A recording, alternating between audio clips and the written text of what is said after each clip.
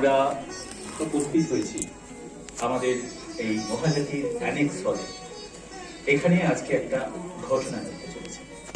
ঘটনা মানে একটা বড় ঘটনা।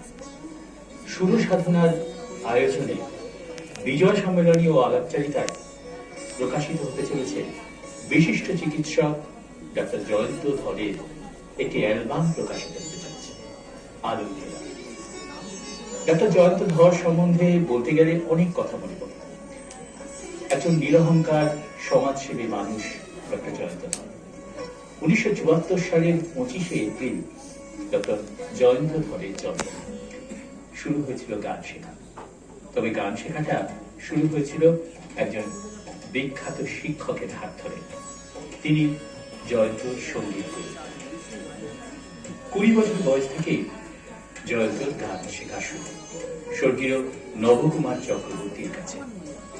নবকুমার চক্রবর্তীর সাথে ঘোরা ফেরা, গান শেখা এমন এক আবহে জয়ন্ত বেড়ে উঠছিল। সেই সঙ্গে চলছিল তার সঙ্গীত চর্চা। এমন সময় একটি ঘটনা ঘটে যেটা জয়ন্তর জীবনে কালো দিক। তার গুরু হঠাৎ করে চলে গেলেন। তারপর জয়ন্তর গান শেখাটা অনেকদিন বন্ধ হয়ে গেল। ইতিমধ্যে হঠাৎ একদিন পরিচয় হয়ে গেল বিখ্যাত সঙ্গীত প্রশিক্ষক পরিচালক শ্রীকিংশুক রায়ের সঙ্গে। তার কথায় উদ্বুদ্ধ হয়ে জয়ন্ত আবার ঠিক করলো যে সে আবার গান শিখবে। আবার শুরু হলো পথ চলা। তার হাত ধরে জয়ন্ত আবার এগিয়ে চলল, আবার সুরের পথে পা বাড়াল।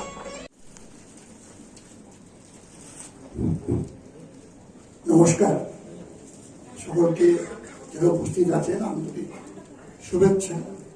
আমরা সুর সাধনা আমি যখন প্রতিষ্ঠা করেছিলাম তখন আমাদের উদ্দেশ্য ছিল, অনেক কিছু শুনেছেন, জানেন আপনারা আমরা কি কাজ করি না করি, কিছু শিল্পী তৈরি করে তাদের প্রতিষ্ঠিত করা।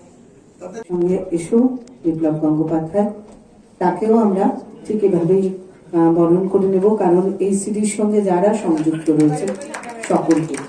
এবার পুষ্পস্তবক, ফুলেরও শুভেচ্ছা, অভিনন্দন, প্রণাম সবটাই তো আমাদের পুষ্প দ্বারাই হয়। একেবারে জীবন থেকে জীবনের শেষ পর্যন্ত আমাদের সমস্ত কিছুই পুষ্পিত হোক। পরপর আমরা পুষ্পস্তবক পৌঁছে দিচ্ছি সকলের হাতে। জয়ন্তদা ভীষণ উৎসাহ, বুঝতে পারছেন স্বপ্ন পূরণের যে আনন্দ, সে আনন্দ বারংবার জয়ন্তদার মুখে একেবারে আভা হয়ে প্রস্ফুটিত হচ্ছে। আমাদের খুলে দেখো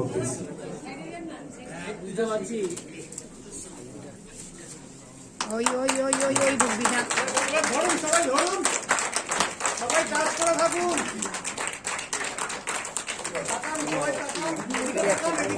জায়গা আছে।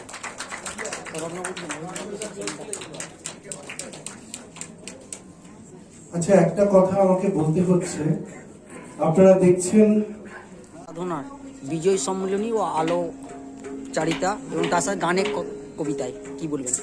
সুর সাধনার বিজয় সম্মেলনী আলাপচারিতা এবং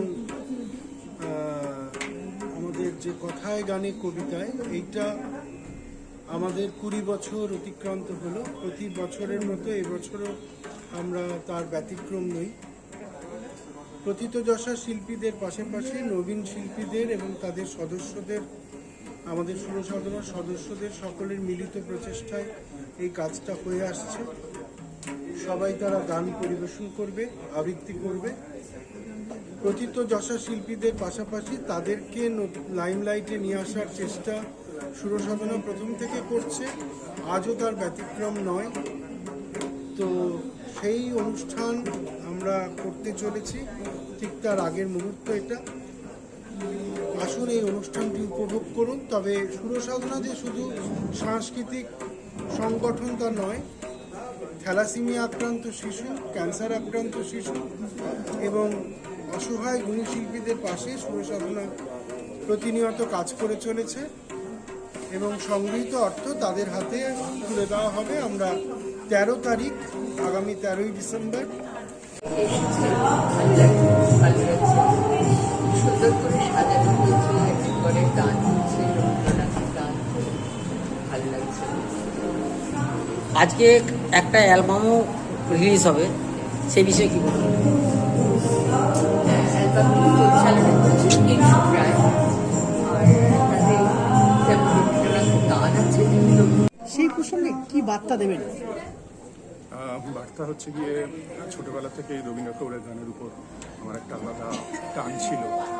তো মাঝখানে গান শিখেছিলাম, তারপরে 10-12 বছর গান শেখা হয়নি। এখন শ্রী কেশব রায়ের কাছে, উনি আমার গুরু, ওনার কাছে গত 3 বছর ধরে গান শিখছি এবং একটা সিডি প্রকাশের ইচ্ছা ছিল, এটা ইচ্ছা প্রকাশ করেছিল এবং সম্পূর্ণ অ্যারেঞ্জমেন্ট বলুন, উৎসাহ বলুন, শেখানো বলুন, সবই উনি করে দিয়েছেন। আর আমি বাধ্য ছিলাম, শিখেছিলাম। আর কৃতজ্ঞতা জানাই শ্রীমতী বিজয়লক্ষ্মী বর্মনকে, ওনার মতো উঁচু দরে একজন শিল্পী আমার সাথে গিয়ে তাতে সাথ দিয়েছেন, উনি আমার সাথে কবিতা উচ্চারণ করেছেন। Thank you.